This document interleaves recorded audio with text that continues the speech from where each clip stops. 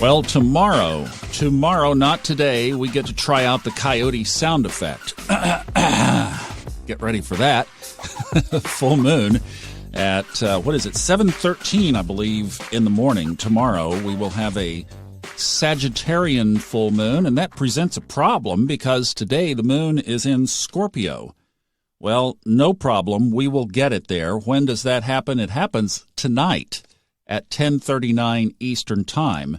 So all day today we have a Scorpio moon, and then there's a void, of course, that begins at 5:19 p.m. All times are Eastern, as always. That sets us up for the moon moving into Sagittarius, where tomorrow we have a full moon and an eclipse. So this is a big deal with the moon, but I'm going to be a curmudgeon. So fair warning, I'm going to throw some water on the campfire here. But in a minute, let's set up the campfire first. So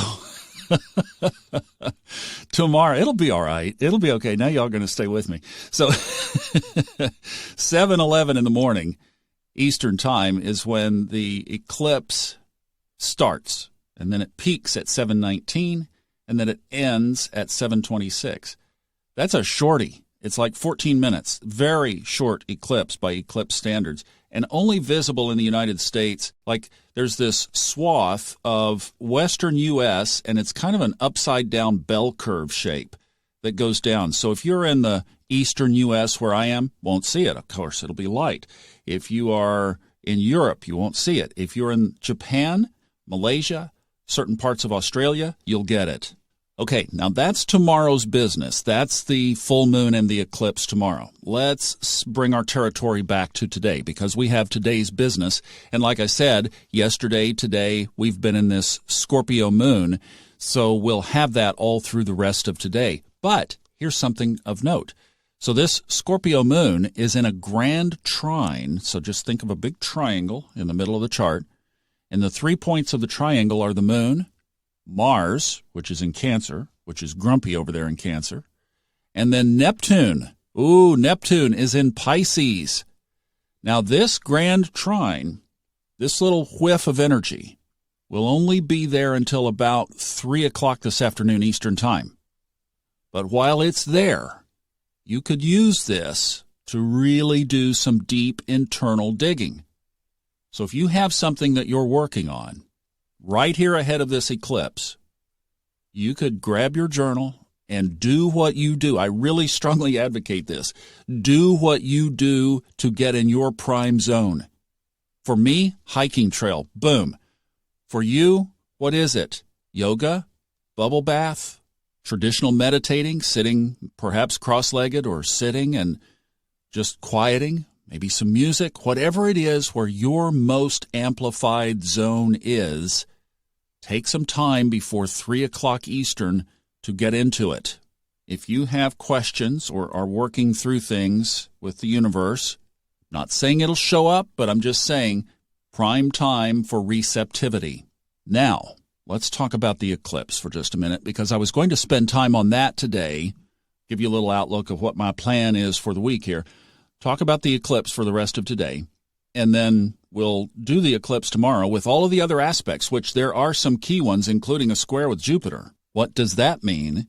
Then I'm looking at taking the rest of the week as a little break. I pushed it too hard last week, and I am still kind of paying for it, so I'm going to take a little break. I'd mentioned this back when we had the big last break, that like sometimes you just need to, recharge and refresh. The sky is fairly quiet. In fact, it's very quiet after this eclipse. It is very quiet. So really, we're just following the moon, literally through Sunday. So I'm going to use that to just step back and take a little break, and we'll be back together on Monday the 31st. Okay, let me tell you my eclipse journey. And I'm not right. This is my experience. Astrology has been on my radar since 2008.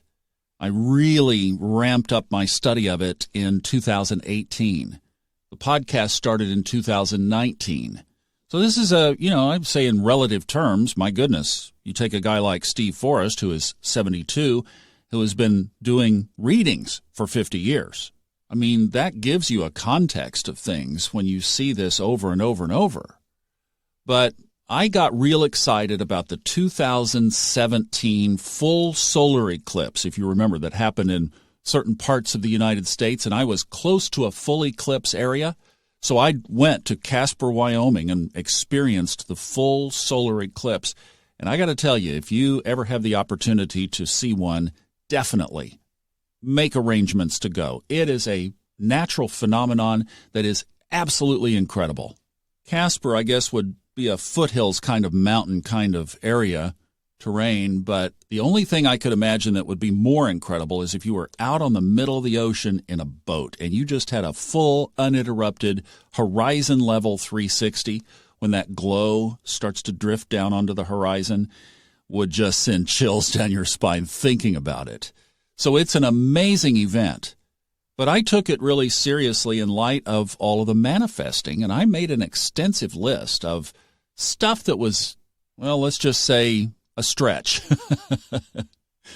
And I went back and reviewed that list in light of what's happening tomorrow. Now, first of all, people say that lunar eclipses are subordinate or less than solar eclipses. So, okay, let's consider that.